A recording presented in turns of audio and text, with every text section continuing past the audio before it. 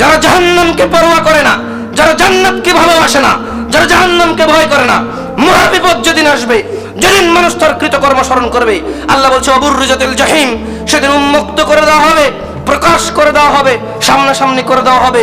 লিমান ইয়ারা, যারা দর্শক, যারা দেখবে যে এটাই জাহান্নাম, যার কথা রাসূল সাল্লাল্লাহু আলাইহি সাল্লাম বলেছে, যার কথা আল্লাহ তাআলা বলেছে।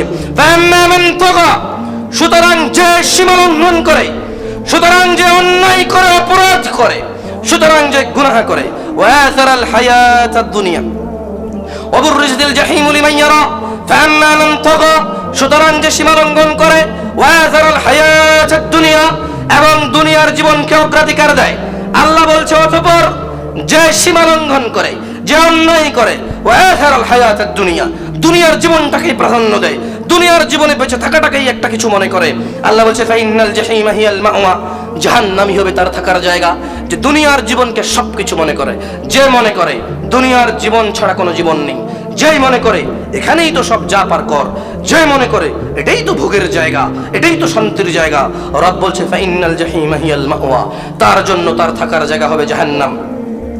ওয়ান্না মান খাফা মাকাম রাব্বিহ, আর যে তার রবকে ভয় করে, ওয়ান্না মান খাফা মাকাম রাব্বিহ, আর যে তার রবের অবস্থানকে ভয় করে, যে সালাত আদায় করে, জিনা করে না, মদ খায় না, মিথ্যা কথা বলে না, সালাত কাজা করে না, সালাত ত্যাগ করে না, স্ত্রী সন্তানের উপর জুলুম করে না, বাবা মায়ের সাথে অন্যায় করে না, এলাকার মুরব্বীদের সাথে বেয়াদবি করে না, তার যা হক তা সে গ্রহণ করে, যা তার নয় তা সে বর্জন করে, যে রাসূল সাল্লাল্লাহু আলাইহি সাল্লামের কথা অনুযায়ী নিজের জীবন গড়ে, যে আল্লাহকে ভয় করে নিজের জীবন গড়ে।